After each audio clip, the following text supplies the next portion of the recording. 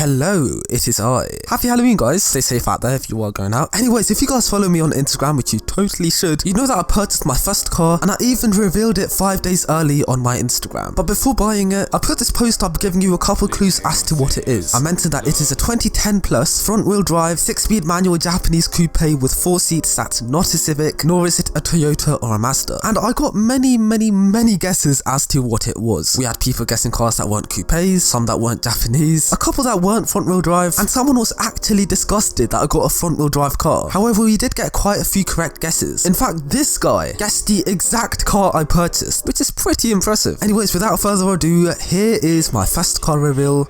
Enjoy the video. Anyways, I was about to do a cinematic with this car, but the weather is absolutely dreadful because England. But here she is. Wait, she's pixelated. Let me just... Okay, that was dreadful. I'll do it again.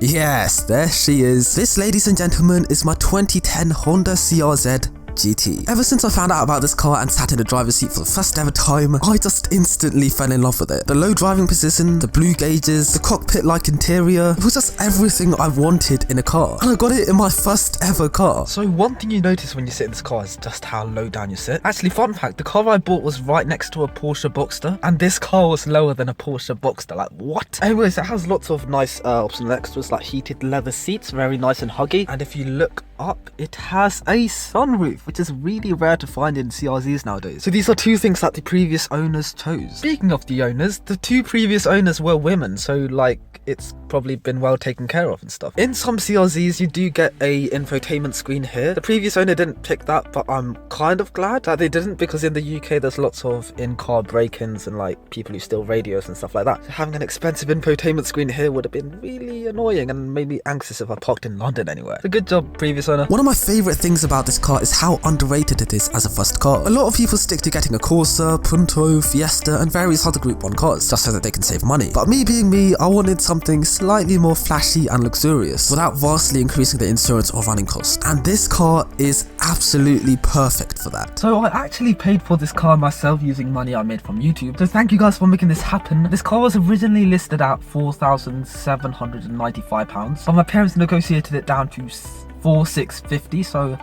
hashtag Asian parents. A price like that for a car with these insane optional extras and stuff is like too good to be true. 61k miles, no damage. Like, this car would usually go for around 7k, so I'm kind of scared that the car's hiding something. But it's a Honda, so it'll never break down, and this is like a bulletproof car.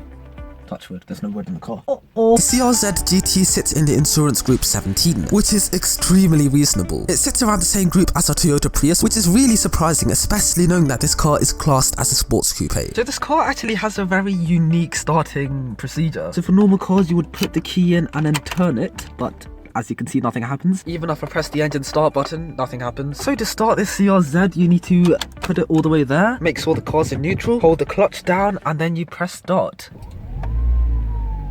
How amazing is that? I actually prefer this method because it's like, makes me feel more technical and cool. I'm gonna show off to my friends and be like, hey, yo, look, neutral, clutch, start. Sick one, yeah? But if you pay careful attention to the engine sound when you start it, you don't hear a starter motor, and there is a very good reason for that. Under the bonnet of this car, if I could get to the bonnet, let me just... There you go. You'll see a 1.5 litre petrol electric motor. Yes, that is right, this car is a hybrid. Greta Thunberg, I hope you are happy. The motor produces around 124 brake horsepower, 128 pound-feet of torque, meaning this can hit 0 to 60 in 10 seconds, and will reach its top speed of 124 miles per hour. Of course, it's not enough power for you to like dominate track days and stuff, but it is enough to have fun. A lot of you will make environmentalist jokes about, oh, I own a hybrid car, but this isn't the same engine that you'd find in a Prius or something. With a Prius, it's fully electric but assisted with gas after 15 miles per hour. The CRZ never runs on just electric mode. The petrol engine is working all the time, but the electric motor kicks in to give it more power. So it's very similar to a modern day Formula 1 car. My first car is pretty much a Formula 1 car. It could probably be a Williams, so for legal reasons I'm required to say that this is a joke. Sorry to any Williams fans. Although this car is a hybrid, it does have one very important feature. This car has a manual shifter. Yes, that is right. This is the world's first hybrid hybrid car with a manual gearbox. And this is not any old manual, this is a 6-speed manual gearbox. Like, what? The US CRZ market consists of cars that are both manual and automatic, majority being automatic. However, if you look at a CRZ on the UK Auto Trader, there is none in automatic. So it would have been rarer to get an automatic, but come on, who'd say no to a manual? But we haven't even set foot into the quirks and features of the car. So to the right side of the car, you have these different driving modes. So right now we're in normal and everything's all blue and nice. If you put it in sport mode, then yep, everything turns red. And if you put it in econ, yep, it's economical. And you get a nice tree there, which is very nice. Greta Thunberg, you best pay me £5,000 or something. Yeah. Also, another optional extra on this car is parking sensors, which is really handy, especially knowing that the visibility of the car is terrible. Thanks for that. Also here, you can actually turn off traction control, which is...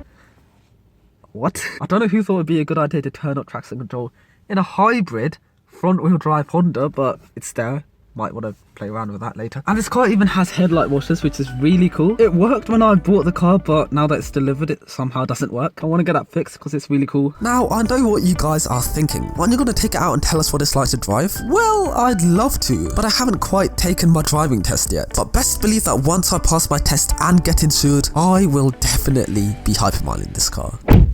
Of course, no car's perfect, and this is no exception. But there's only 3 things that I dislike about this car. Number 1, rear view visibility. There's a huge rear window, but it's obstructed with this big spoiler thing, and it looks really cool from the outside, but it's not very practical on the inside. Luckily I have parking sensors, so that's good. Number 2, the rear seats. It's really hard to get in and out of. It's really uncomfortable as well. I've actually been in a Ferrari Portofino, in the back seat of a Ferrari Portofino. You know, the Italian supercar? I've been in the back of that, and that is way more comfy than that. And if you have 3 mates and you want to go in a ride in your CRZ, just tuck them into the boot. It's much more comfortable there. I'm not even kidding, it actually is. Finally, at number 3, the interior feels really cheaply made. I mean, don't get me wrong, this startup thing is so cool.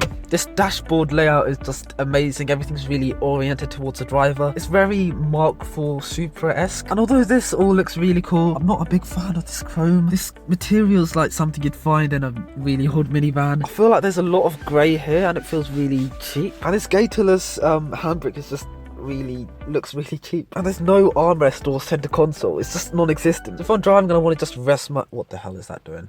So if I'm driving and I just want to rest my hand on here, then there's nowhere to put it. And that is the end of the video. I really hope you guys like this car of mine. If you want me to do these little reviews on more cars and different cars, then do let me know in the comment section down below. And also, what do you think of the car? Do you like it? Do you think it's boring? Do you want me to yeet it off a cliff? I don't know, just tell me if you like it. Anyways, if you enjoyed the video, make sure to leave a like, subscribe to the channel if you're new, and because we're trying to hit 100k this November, share this video to your family and friends, and I'll catch up with you guys very soon. Have a good day. Cheers. Sie pudert sich die Nase, ich pop eine Zanny. Checke frische Nudes auf meinem Handy. Rocke Gucci, Prada, Louis, Fendi. Pferde